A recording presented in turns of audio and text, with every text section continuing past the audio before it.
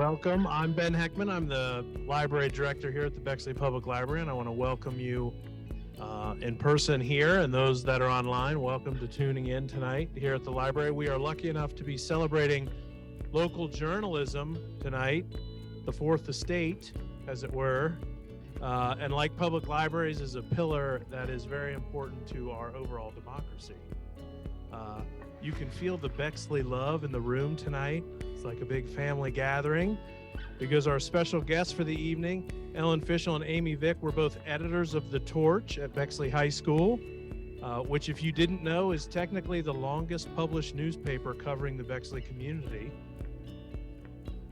And in case, yeah, that's right, clap that out, Torch lovers.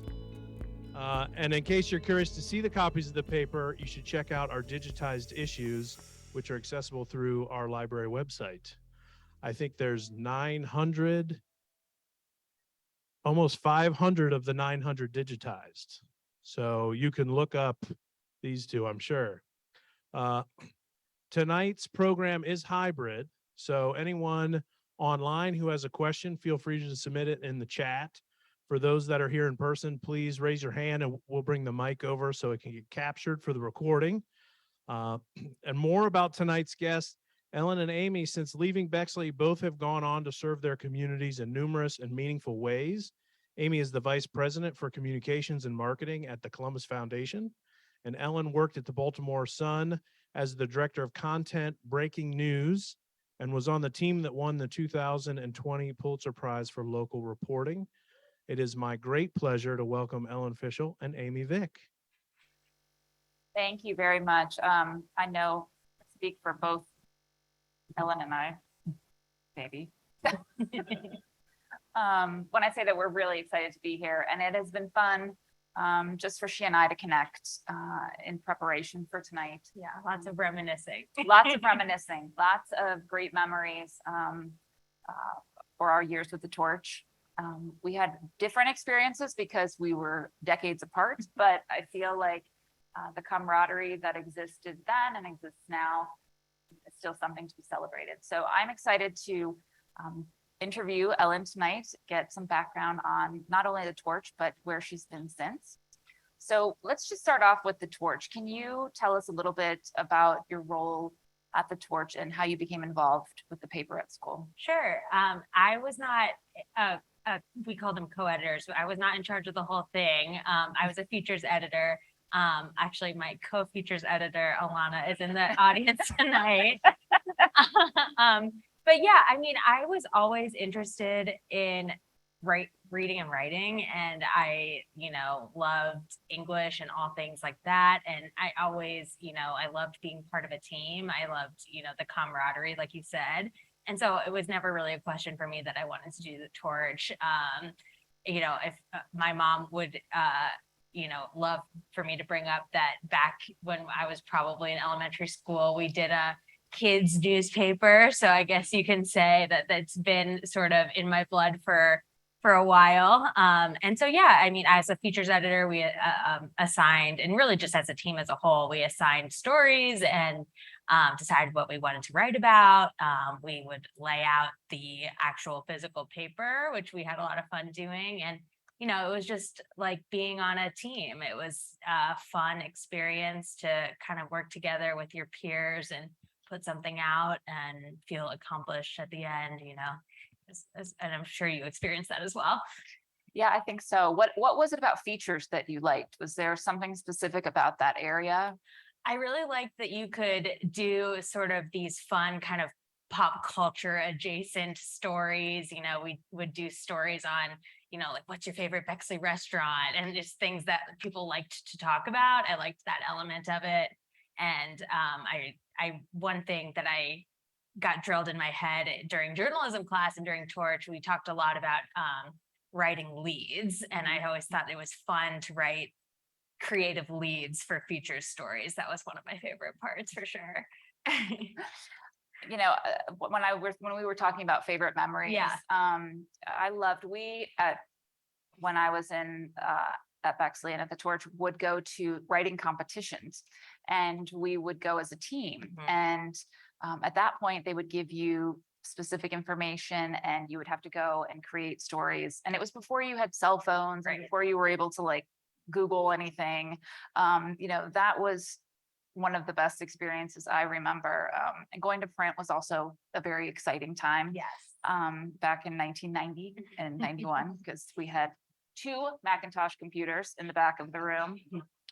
And everything was done at that time on site. We did everything there. We wrote there. We typed things up there. We literally pasted columns down. And I think today things are a lot different. Do you remember any fun things like from the years that you were there? I mean, I remember Torch Week. That was always, you know, the week of production where you would stay late after school. Everyone would order takeout, and we'd all just hang out and be joking around and also working, which, you know, I found out later on is quite similar to professional newsrooms in real life. It's kind of always that like kind of hangout vibe.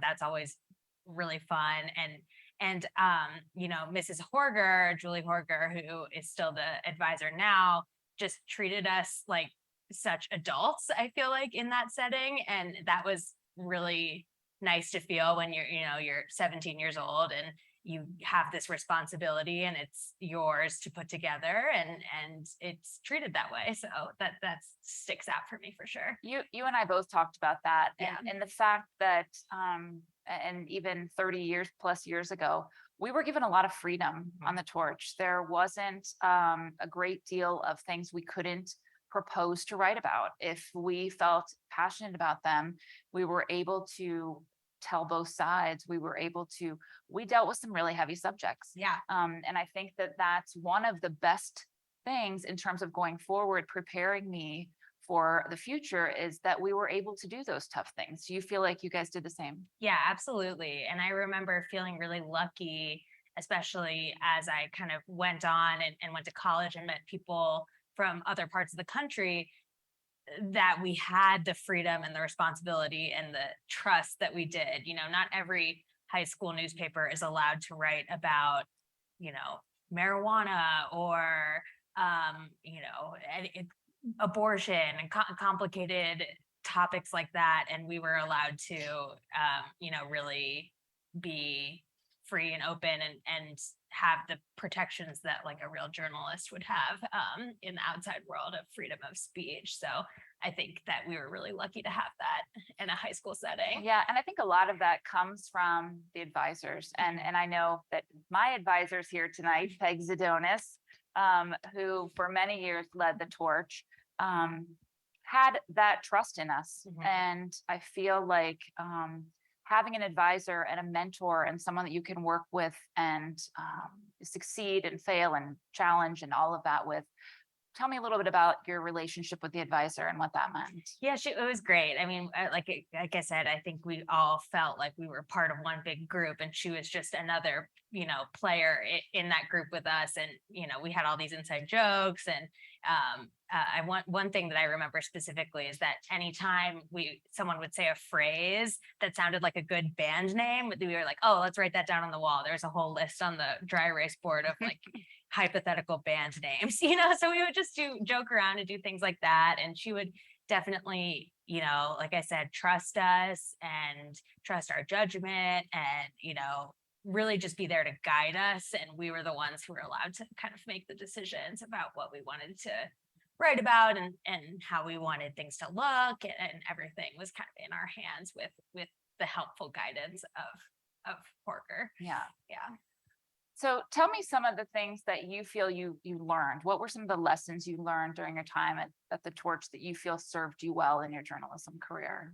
I mean, just basic writing, I think, would be the start. I think the foundation of just, we learned about AP style. We learned about, like I said, the types of leads you can write in journalism, what types of questions to ask, just really like the basics set me up really well. And, I eventually studied journalism at the University of Maryland. And I do feel like I had a little bit of a leg up just having an experience that was so realistic to what a paper was like. Obviously as I progressed in my career, things that it it was very similar, but the timeline gets like super condensed, right? Instead of once a month, it's every day.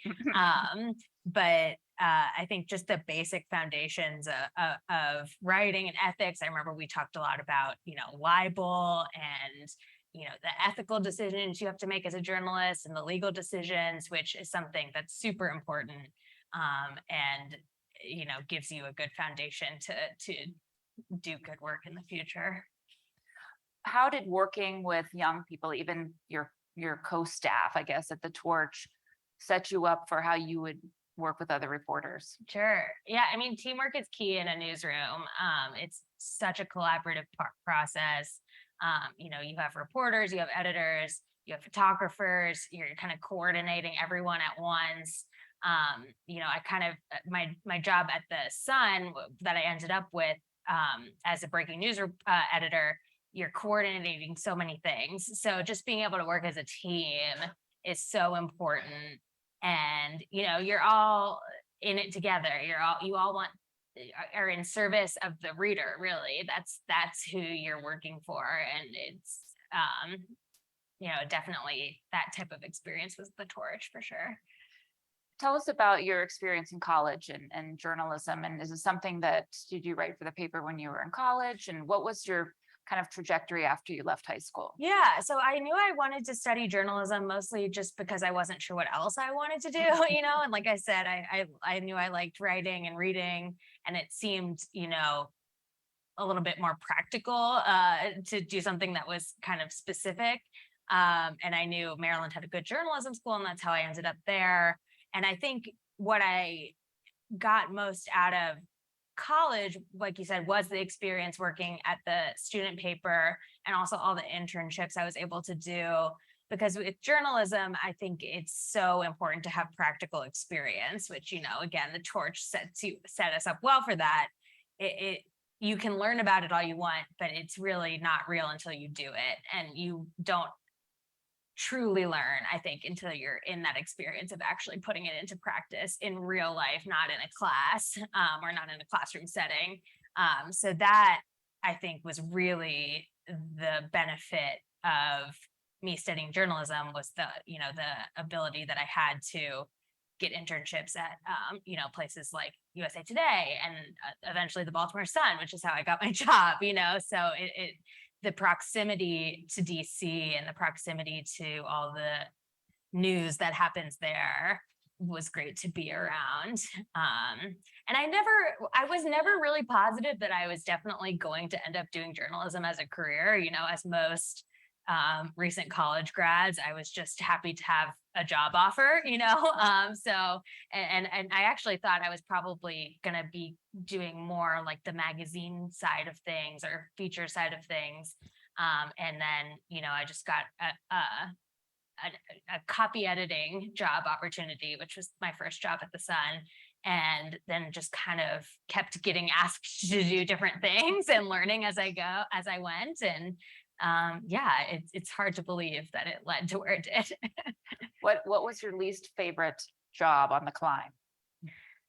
I mean, when I was a copy editor, when I first started, I worked the night shift Thursday through Monday. So that was not super fun. It was not easy to have a social life as a 23-year-old right out of college. It was pretty depressing.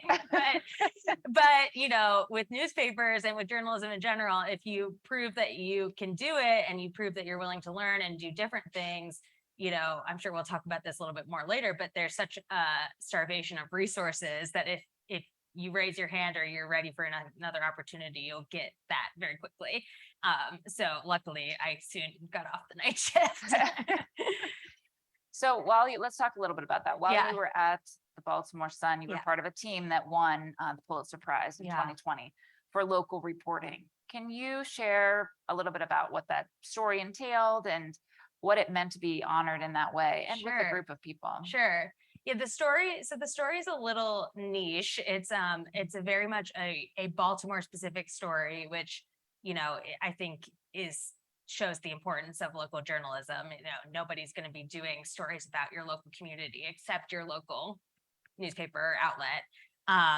So we learned through, a series of kind of interviews and tips that the mayor of Baltimore was selling her own self-published children's books to entities on which she sat on the board and ended up pocketing about $800,000. And those businesses also did, it is ridiculous, and also did business with the city. So there are all kinds of ethical violations there. And then the books on top of that were never actually produced. And the ones that were produced were really bad. So it was quite a story, but I think it's an amazing example of taking a seed of something that seems off or something that seems weird and just continuing to dig and continuing to report. The story didn't kind of break open all at once. It was a lot of just kind of little things we learned over time that helped us understand just how deep it went into the tentacles of city government. And the mayor eventually resigned, and she was eventually convicted of several counts of federal fraud and went to prison. So, I think just the journey from the first story we did, where it was like, something seems a little weird here, to the entirety of it was pretty incredible. There were a lot of crazy moments, especially from a breaking news perspective. I remember one day very vividly that, it feels like something from a movie, but I was sitting at my desk early in the morning and we hear that the FBI is raiding the mayor's house. So I had to call, our breaking news reporter, wake him up and say, can you get over to her house right now? Their FBI's there. And, it was crazy. It was a really insane experience. And then, to be awarded with the Pulitzer Prize. I mean, I that's never something that I thought in a million years I would be able to say. And it was extremely rewarding. And again, to win for local reporting, which is so important and can really be glossed over in like today's media landscape, I think was even better. How long was that process between the first story and when she was indicted? I think it took about like 4 or so months for her to resign, and then she wasn't indicted until a couple months later. So it was probably about like 9 months, I'd say. This is an investment. Yes. This is an investment for your whole team. Right. Exactly. And are you continuing, obviously, to report on lots of other stories that Of are course, happening at the yes, same yes. time? Because that Right. isn't the only story. Of course. What does that take in terms of team and the people you work with and tenacity? Yeah. I feel like I'm a broken record here, but it takes a ton of teamwork. We would have some reporters digging through documents. We would have some reporters actually physically at places like the mayor's house or at City Hall, just talking to as many people as you can. Oftentimes it'll be, you're not going to get the answers from the people in power, but you'll get the seeds of an answer from a person adjacent to the people in power. But our pub editor and publisher would always say that the point of the Baltimore Sun was to be doing journalism that nobody can find anywhere else. So this was such a premier example of that, in terms of no one else had the resources or the investment or the background knowledge to be able to dig this up.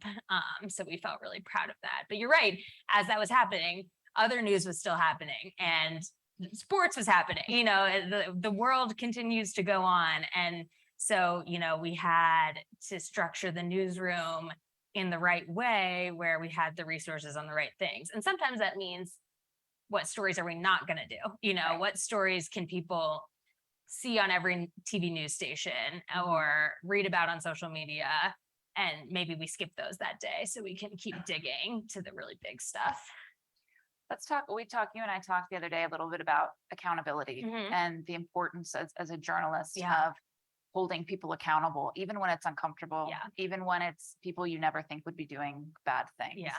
How has your career kind of, I don't know, showcased how that comes to light and what it means? So I feel lucky that I'm an editor and not a reporter, or was an editor and not a reporter, because I am pretty introverted. So the actual work of pushing those people for the answers, I luckily didn't have to do. But I do think it is important, and it's a skill. You're right. It is uncomfortable. But if in some of these instances, nobody would know about these things unless we ask the question, or unless we pressure them and say, hey, this person didn't answer this question, Right. and putting that out there publicly. So I really think that like accountability is probably the most important service of journalism.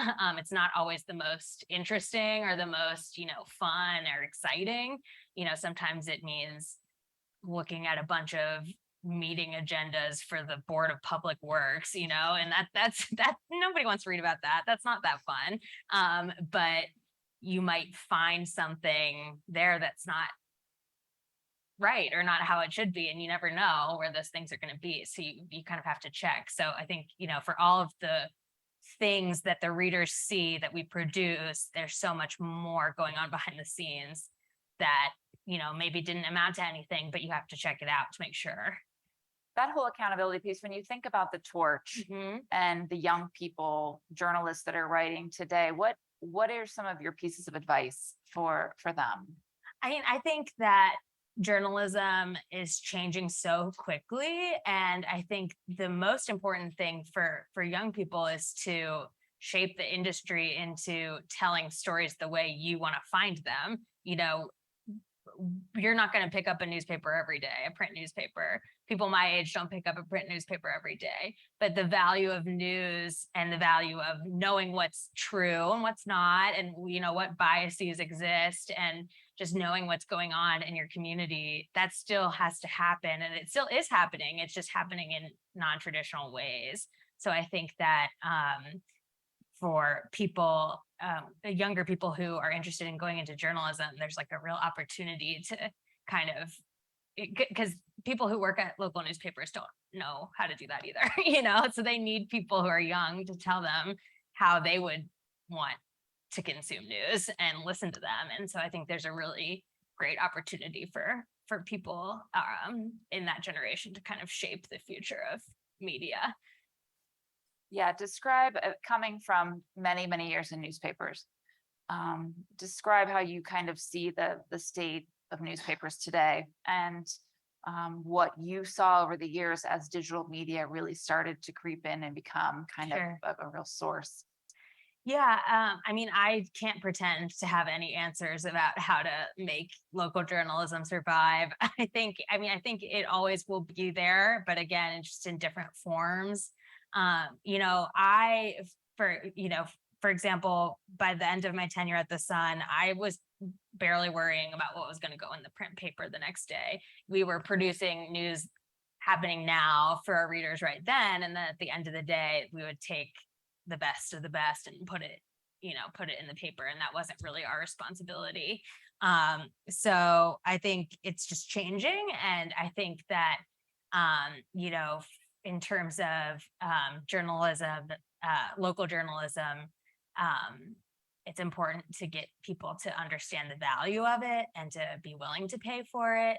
It comes a little bit back to the accountability piece with, even if I sort of make this pitch to anyone that I encounter because I'm passionate about it, but to subscribe to your local paper or your local news outlet, even if you're not necessarily reading it every day or reading everything they publish, it is kind of an investment in that accountability factor. And I think the prices for a local news subscription are pretty low. So I personally feel it's worth it, although I am biased. Like I said. Yeah, it seems like there's a lot of change. There's been a lot of change, obviously, here in Columbus Yeah. with the Dispatch. Yeah. And tell me about when you started really with your editing job and the breaking news Mhm. and I feel like in decades ago, it would be everybody was kind of fighting for the front page story. Right. Now it's whoever's online first, right? Right. What does that mean in terms of, and we've all seen that be wrong, right? Right. We've all seen the downfall of trying to rush to be first. Right. What advice do you give on that front? How do you feel like as an editor, you look at those things and decide, yes, we're good to go with this? Right. Yeah, it's complicated and it is hard because you do have to do it expediently, but you don't want to make any decision, put any information out there that's, incorrect. And I'm sure there have definitely been times in my tenure where, maybe I thought like, oh, we should have waited another beat just to make that more clear, or, we don't know the whole story yet. We only know this one tidbit of information.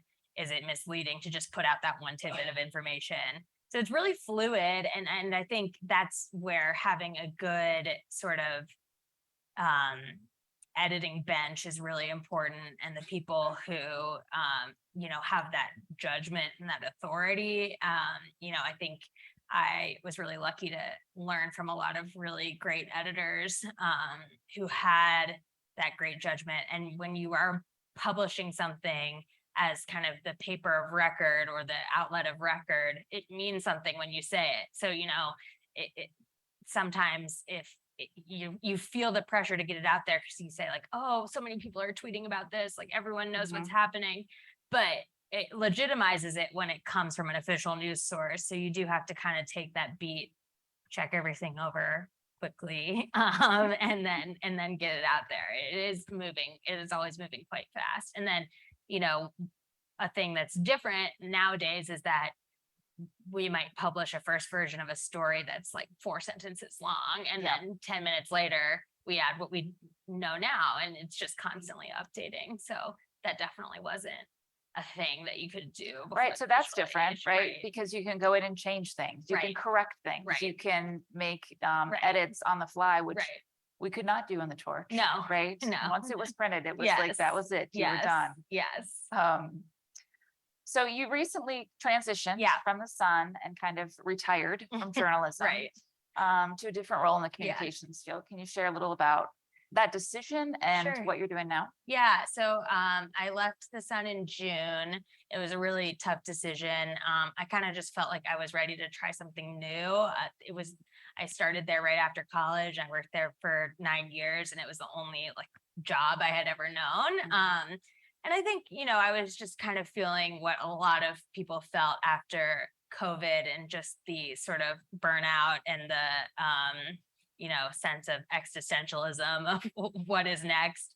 So I just felt like it was time. I'm not necessarily like shutting the door on journalism forever, but I felt like I needed a little break. I mean, that is something that is very real about the industry, is it is really high pay, really fast paced, and pretty high stress level. So, if you do it for a while, you got to set yourself up with some good boundaries and some good, self-care practices to make sure you can handle it. And I felt like I just needed a little bit of a break, but I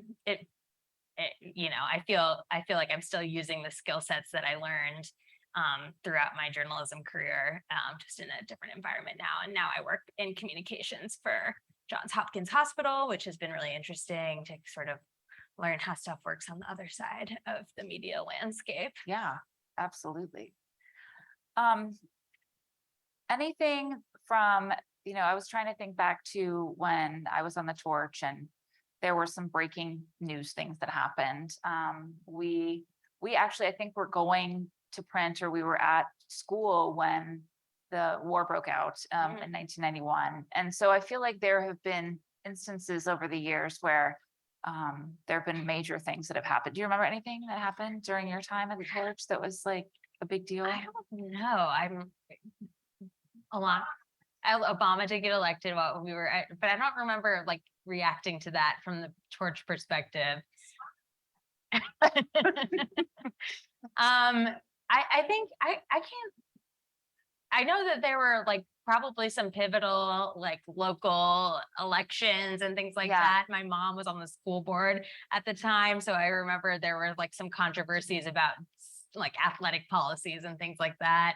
I can't remember ever reacting to like a huge world event, but of course, that happened plenty of times down the road. Right. Yes. Well, I feel like it was very local when ours was very, you and I were talking about this when I looked back at some of the digital Yes. issues, which I really encourage people to check out at the library website, because it is fascinating for me, because I wrote it and hardly remember like being there at all. But one of them was about like kids drinking after prom. It was like very much things, and we did roars and snores, which were things that we were excited We did those about. too. It was like, it's neat to look back, especially there are issues from, the 20s and 30s that it's just fascinating It is really to look back and see how long that publication has continued, and that it continues to be printed, which I have to tell you right now is something that is certainly becoming more and more obsolete in terms of especially high school papers. Well, and it's great to have that time capsule. And that is what I always think is so cool about physical newspapers, is it is such a moment in time. And even though it's not what it once was and people are getting the news in the moment at that time, I think still there is a sort of special honor of having your story on the front page, or what stories are picked for the front page, because it is sort of the history books in real time, right? So it is really cool. And we talked when I talked to one of the Torch reporters today, we talked about the fact that it seems like the process is much the same as when we were there, right? It's still a group of students getting together, coming up with ideas. These are things that we're worried about. Let's talk to other students. I think the execution is what's different, right? Thankfully they're not working on two computers anymore. Thankfully, there's Quark Express had just come out when we started, and other than that, it's very much it could be isolating, right? So I think it's great that there is still gathering of people, and do you think other things that have changed? We were trying to think of other things that have changed other than the fact that they are, going on and being able to update things regularly. Well, I think the landscape of kind of like competition has changed. I think there are, and kind of like media literacy in general, like people are seeing stuff on social media and not necessarily knowing who it comes from. And so you're kind of competing against that noise and trying to establish like some authority and some attention. I think it's hard to get people's attention because there are so many options. Even with, local news or national news, there's so many outlets out there. So I think you have to be able to stand out a little bit. And I think just how you tell the story is different. People might not want to read a super long story on their phones, but they might want to read like a series of bullet points with some cool pictures, So I think the format in which people are consuming it is changing, and so journalism has to change with it. But with the Torch, I think you're right that from the Torch and everywhere on up, the core principles are the same, and I think that's what's important. Well, thank you for taking the time. Thank you. We are good to take any questions if anybody has questions for Ellen or.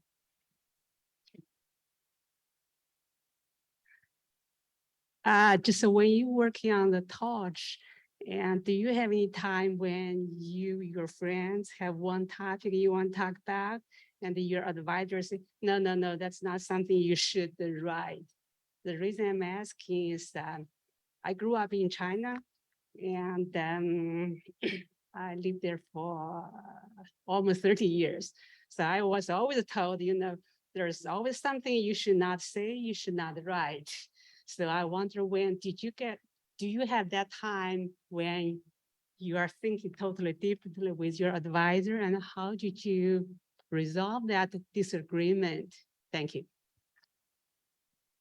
I can't recall any time where there was a topic that we thought was, off limits. I think we talked about how to approach it appropriately. I do remember that, and I was looking actually back through the archives and I saw that we did this whole feature on students that got in trouble for drinking or smoking pot, which, like you said, you guys covered too. So some topics are universal. But we decided to let the students use like pseudonyms, and so that was a discussion of, is that fair? Is that right? And, we didn't want anyone to get in trouble because of what we were writing about. So that's something where I think we just had the discussion, but I do think that we were really lucky that we weren't sort of censored in many ways. Your experience? Yeah, I agree. I think that I don't remember ever a topic that we couldn't cover, but I do remember being edited. I do remember at least like the way that we would say things and the way that things were presented needed to be fair. And that was a good lesson in terms of making sure that we were telling both sides of things and not being very one-sided. But we were very progressive, I felt like, in terms of this wasn't the year I was the editor, but the year before. I was telling Ellen that, one of the questions we asked was, how would you feel if someone with AIDS came to our school? Like, and that was a question that we posed to teachers, to students, and got like very, honest answers. But that was something that was really big deal at the time. And so the fact that it was okay to be asking hard questions and to be able to share that kind of information, I think was really important. From online, we have a former preschool teacher who wants to say hi. Not sure if that's for Amy or Ellen or both. Can you share a favorite moment working with the Baltimore Sun and a most stressful moment? There are plenty of most stressful moments. I mean, my favorite probably was when we got to celebrate winning the Pulitzer. I mean, that was just such an incredible feeling. It was super weird because we were all remote because it was during the pandemic. So we were kind of all like watching on Zoom. So I wish we could have celebrated together. But there were so many days that were just so exhilarating. You finish the day and everyone feels like we ran so hard at a breaking news story. And, as long as the breaking news story was not particularly depressing that day, which did happen, those moments where you feel like you're just doing what you're supposed to be doing and everything is working. That just felt great. There were plenty of very stressful situations. For some reason, I feel like Baltimore is just the craziest news town. So we had so many breaking news stories happen while I was there. If you remember in 2015, the death of Freddie Gray and the riots in Baltimore after that, that was a really crazy moment. This is a little dark, but we did also have a shooting at our sister paper, The Capitol, while I was there. And that was one of the most gut-wrenching experience I've ever had, because we were coordinating coverage of the event while it was also affecting us. So that was super unique, not to, bring the mood down, but there are a lot of moments like that where you do have to keep that in mind as a reporter, because you tend to sort of numb yourself off to all the tragedy that you see and you have to react to all the time. And it is so important to remember that there are real people behind these stories that are feeling so much pain, and you have to really bring in that empathy when you're working, especially as news is breaking. So.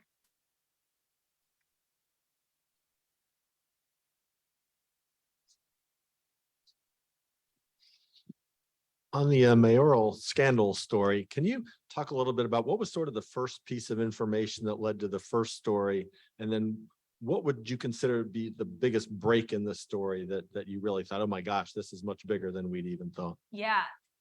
So it was actually a bill that was introduced in the state legislature that would have forbid members of the state medical system board from doing business with the medical system. So then, of course, we said, well, let's look at who's on the medical system board and who's doing business with the medical system. And that's where, and it wasn't only the mayor, there were lots of other prominent business people that sat on the board of the University of Maryland medical system. And so I guess it wasn't technically the state medical system, but the public hospital system.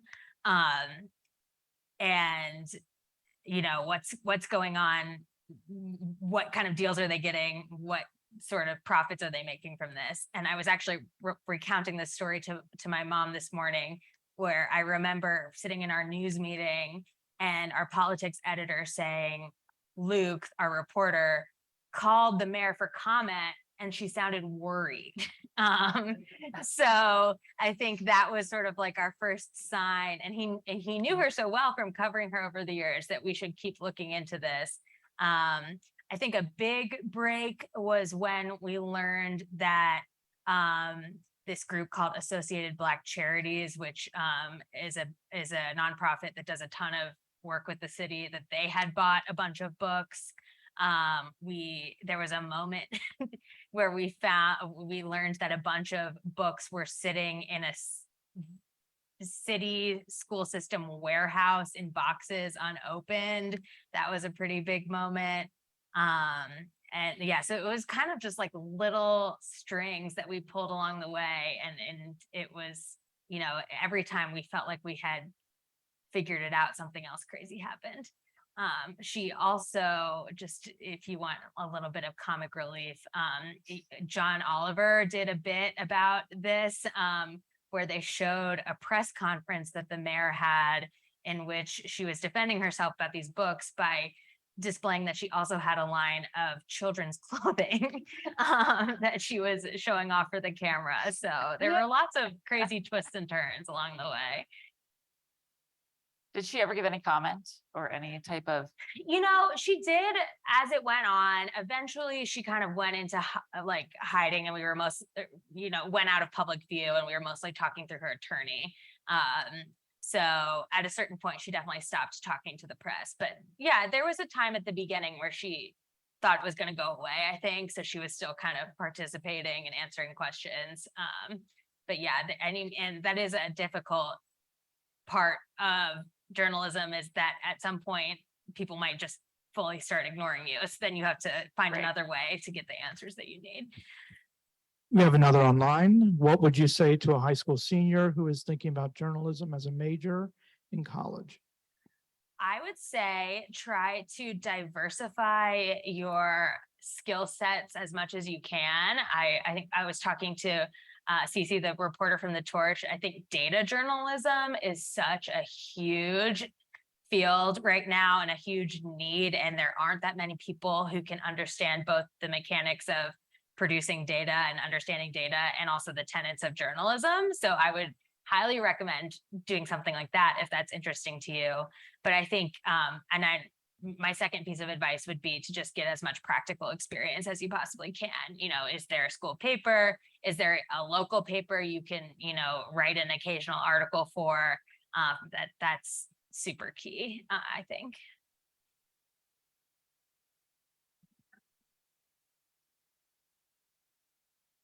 I'm going to go on some contextual knowledge, and I know that you have a very keen skill set for both headline and lead writing that has lent itself well to feature writing, and you ended up in breaking news. So how were you able during your time at the Sun to sort of exercise that more creative and tongue-in-cheek skill set that you have in the breaking news environment? Sure. Well, headline writing is one of the most important parts, honestly, of the process right now, because if you think about how when you're looking at your phone and you're scrolling through whatever you're scrolling through, oftentimes you're only gonna read the headline, and you have to be able to know what it's about, but it also has to entice you to want to read more. So even in newsy situations, kind of having that right perfect headline is very key. And you also have to think about SEO. So you have to get all the keywords in there, like the name, instead of saying a city council hearing, you have to say a Bexley City Council hearing or a Baltimore City Council hearing. But there's definitely still room to be creative, and especially, again, creative with the methods that you deliver the news. Maybe this wasn't something that I did specifically, but we had a team that would work on Instagram stories for a big breaking news event, or maybe we'll do a Facebook Live Q&A. We actually did do that during the whole reporting process for the mayoral scandal. So there's definitely still room to flex those creative muscles, even in newsy situations. Of course, without, you don't want to be insensitive or anything. How do you, that's one thing that we haven't really talked about is just the difference, and I deal with this even in my work today, Yeah. but like age of audience. Mhm. And when you are dealing with people that are just reading Twitter, Yeah, and then people that are older and want to read an actual physical paper. right. How do you, like, why do you think that's important in terms of that segmentation of audience? And because I think that's one thing I would think to really think about when for kids or young people that are, going to Yeah. consider that as a career is to look at, because there's a lot of data behind that too, right? And Right. Yeah, I think the data in terms of readership analytics is huge. And then that's another thing, for people who are interested in going into journalism now, you don't have to just be choosing between being, maybe a reporter or an editor. There are so many important people at news organizations that deal purely with analytics, and they're looking at, who's reading what areas of the country does this resonate with? What's our most popular time on our website? When should we be publishing our best stories? So that definitely factors into it in a huge way. And that's the benefit that being online brings, that you can have that data. And I think local newspapers are trying to do a good job of kind of bridging that gap, in that they are producing, web first, and then, and then anything that's going online should have the same amount of quality of anything that's running in the paper, Right. which I think sometimes there's a misconception that, and even within our own industry, we would have editors saying like, oh, like, thank God we made that correction before it went to print. Well, it's still online, and more people probably saw it online Right. before it went, then it's going to be in the paper. So I think just kind of using your resources to kind of count for both helps a lot too. I know you were on a team that won the Pulitzer, but do you have a physical one? And if so, where do you keep it? I don't. I wish that I did. We actually didn't end up getting our physical Pulitzer until this past spring, again, because of COVID. So there was a group of editors and reporters who got to go up to New York, to Columbia, to actually physically pick it up. So that was pretty cool. I do have a framed copy of the front page from when we won it hanging in my home. So that's good. Any more questions? What was your experience like as a younger staff member at the Sun, working with more experienced staff who may be more old school? Well, I think I learned a ton from them. That my first boss was the head of the copy desk, and he had such a strong sense of style and grammar and writing and clarity, and so I learned so much from him. I definitely, learned so much from the base knowledge, the institutional knowledge of what has happened in Baltimore in the past was super invaluable for me to learn from other editors. I was brand new to the city. Something might carry a lot more weight and context than I realized. I think everyone was adapting, so it's not like I was, I knew the new way and other people didn't. We were all sort of learning at the same time. And, I do think that being fairly young at the start and in the beginning, I definitely faced a lot of, internal struggle of feeling like I had the authority that I did, right? So that took me a while to sort of get the confidence to say like, okay, I know what I'm doing and I'm in charge. That took me a while to get there. So I learned that from watching other people around me. Did you ever feel like as a woman you weren't taken as seriously as an editor, or have any issues with that? So I was pretty lucky in that I worked with a lot of female editors. I think it was more of an age thing that I struggled with of being, and I think being a woman would be part of that too, being a young woman and having to tell reporters who were, 20 years my senior what to do, or having to edit them, that was a struggle at first for sure.